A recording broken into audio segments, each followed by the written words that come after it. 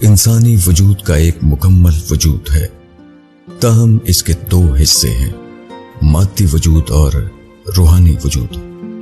مادی وجود سے مراد انسان کا ظاہری جسم ہے اور روحانی وجود سے مراد اس کی داخلی شخصیت۔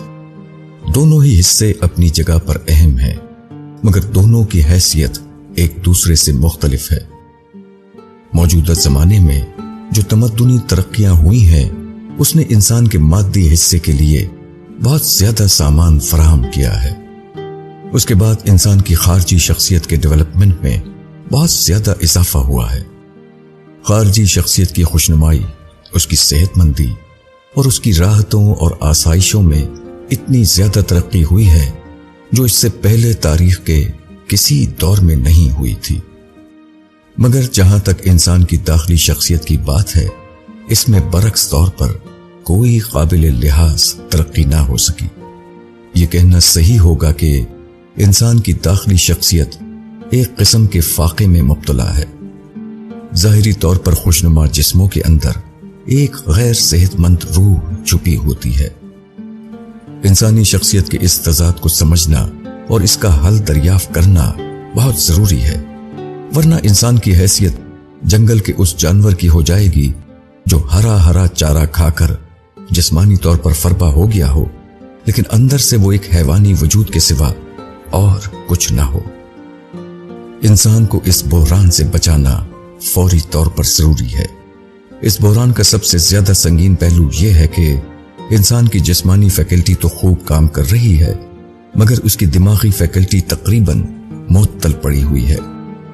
انسان اپنے جسم کے نظام ہضم میں خوراک ڈالتا ہے اور اس کے ہضم کا نظام سرگرم ہو کر اس کو کامیابی کے ساتھ گوشت اور خون میں کنورٹ کرتا ہے۔ اسی طرح انسان کا دماغ بھی فطرت کا ایک معجزاتی کارخانہ ہے۔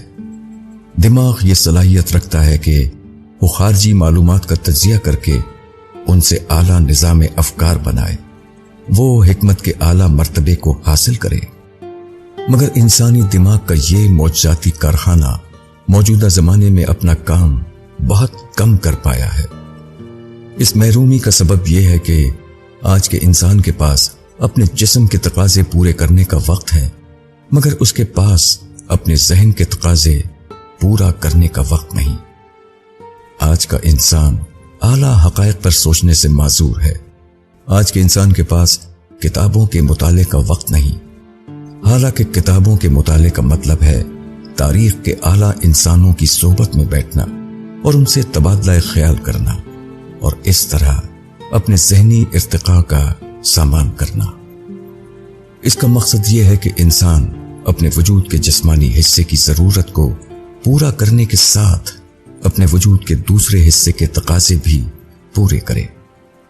دونوں اعتبار سے وہ اپنی شخصیت کو ترقی یافتہ شخصیت بنانے کا اہتمام کرے، وہ اپنی ہستی کے پوٹینشل کو پوری طرح واقعہ بنا سکے۔